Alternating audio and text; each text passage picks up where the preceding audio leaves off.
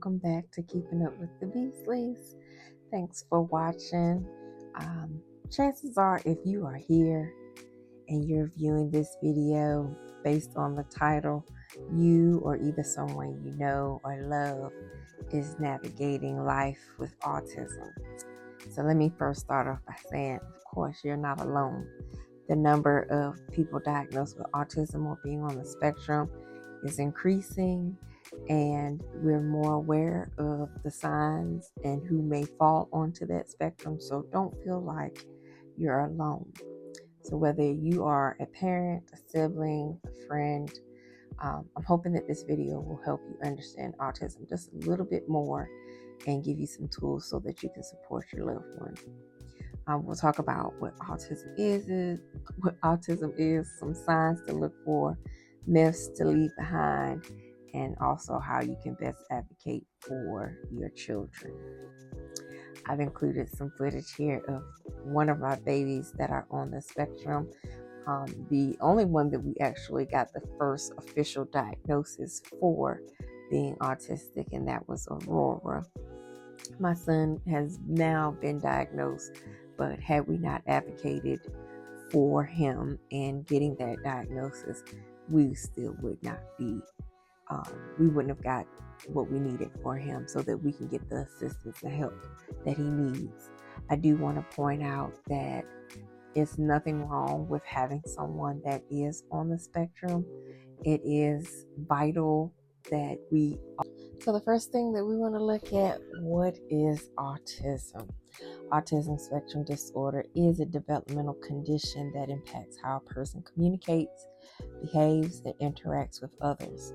The key word here is a spectrum, so no two people with autism are exactly alike. Some may have challenges with verbal communication, while others may speak fluently but struggle with social cues. You might see repetitive behaviors, intense interests, or sensitivity to sensory input like noises or textures. These are just a few examples.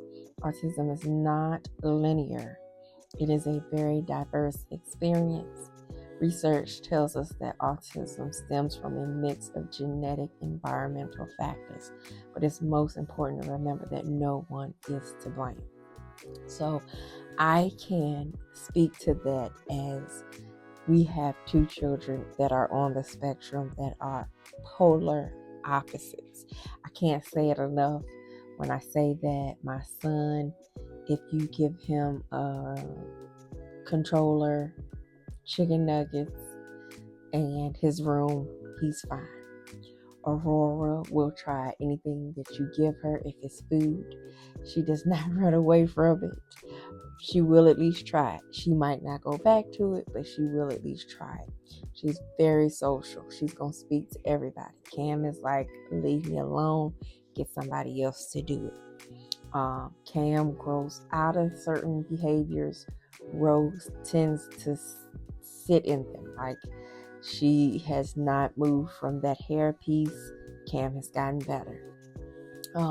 Cam has gotten better with school.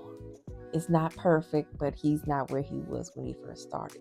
So I can attest to the statement that it is not linear, and no two people on that spectrum are going to be the exact same. They are living proof. All right, so the next thing that we're going to cover is going to be some signs of autism. I want to preface this by once again pointing out that nothing is 100%. These are just some signs that are commonly seen in children that have been diagnosed, or even adults diagnosed with autism.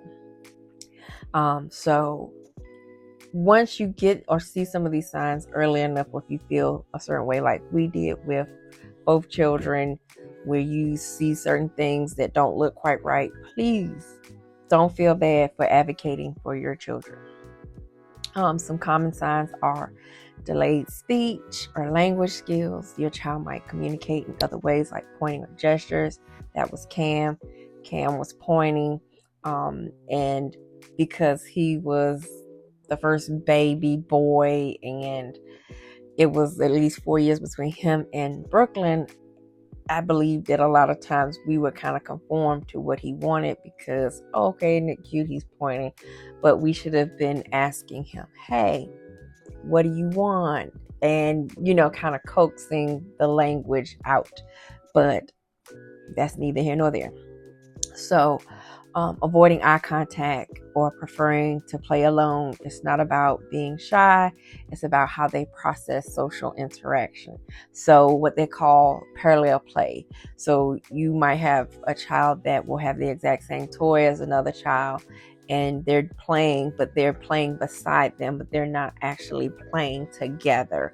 That is parallel play. That is one something else that you would kind of look out for when you see your children having, I won't say having issues, or just some common signs to look out for. Repetitive movements like hand flapping and rocking.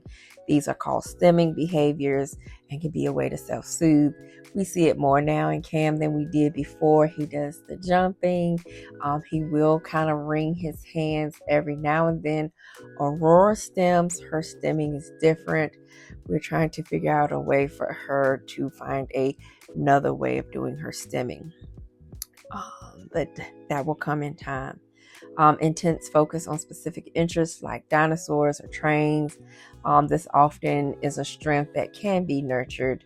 So if you notice these behaviors or developmental delays, please do not feel bad about reaching out to your pediatrician or specialist. Early intervention is always going to be beneficial for your children. The earlier, the better. I can tell you from my own experience, I'm speaking to you guys to say that with my son, I pointed out a lot of things and I got shot down a lot because he was a boy versus my daughter, saying, so once I got him the assistance that he needed after getting a lot of pushback from the doctors, I knew what to look for with Aurora. So we got her early intervention, and you can tell a huge difference with her language versus Cam, who is now getting ready to be 12 this year, and she's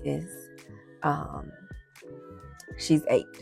But I got a meltdown going on, so I'll be back. All right, so next up, let's talk about what autism is not. First of all, autism is not caused by vaccinations. I know it seems like there's a correlation there. It's easy to put 1 and 1 and make 3, but I'm going to tell you that it is not the case. My oldest child was fully vaccinated, still is getting vaccines whenever they come out, and she is not on the spectrum. I was fully vaccinated. My husband was fully vaccinated, and neither of us are on the spectrum that we know of. I feel like I fall on it though sometimes with some of the things that I see them deal with, and I feel like I'm right there with them. But no, we're not on the spectrum, and we were vaccinated. Also, this has been debunked, and it is one that continues to be an unnecessary fear. Please get your babies vaccinated if that is what you so choose to, but please don't prevent or stop that from happening because your fear of your child being autistic. Second of all, autism is not the result of bad parenting. In fact, loving and supportive parenting makes a world of difference in autistic children's lives. My babies are probably too spoiled. Our babies are overly spoiled because we try to overcompensate for what we think they can or cannot do. And so, if anything, we might get the hand popping for doing too much for them, where they need to kind of learn how to be more independent. Also, it is not something that has to be fixed. It is not a disease. It's not a flaw. It's just a different way of thinking, feeling, and experiencing the world. Our role as parents and as their allies is to support and empower and help them thrive, help them grow. I think for us, like I just mentioned, it is something that we are trying to work on and help them become more independent. I often become overly emotional when I think about what life could be like for them once we're not here. And I just want to make sure that I put the right things in place for them, which is some of the resources that we might touch on as therapy and reaching out and making sure that we put a will in place and how we want them to be cared for, making sure they have caregivers. There's so many things out here for us that we need to tap into and ensure that they get what they need so that they can be successful. There are plenty of children out here that are on the spectrum that are doing well and can stand on their own when that time comes. So you just want to make sure that you're doing those things for them. I have a chart here that you can also refer back to, but I do want to just point out that those first few that I just mentioned are some of the more popular myths that we hear a lot about in regards to autism. All right, finally, we are at the end of our video. Hopefully you have found something in this to be helpful, but I have included a couple of free resources that are on the screen here. Of course, Autism Speaks. It's kind of, that one is, I've heard both good and bad things, but it's good for resources, good for general information. Always check out your local support groups. I'm in one for Durham. I'm also in one for Raleigh.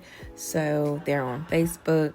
Just make sure that you check them out. And they're very specific to things as something as Black autism moms, girl autism moms, so things of that nature. So just get out and try your best to become more educated, the better. Don't overwhelm yourself because it is a ton of information that is out there, but make sure that you get as much as you need. Make sure that you're taking care of yourselves. We have to look out for us too, because like I like to say, you can't pour from an empty cup. So just make sure that you're also taking care of yourself. You are not selfish for wanting to do so. It is absolutely, positively necessary. So we will talk to you guys later. Thank you for watching. We love you, and we hope that you have an excellent day. Also, make sure if you haven't already, you hit that subscribe button, that you hit the like button, and the notification bell so that you are notified each and every time we upload new content. And we'll see you later. Love you. Bye.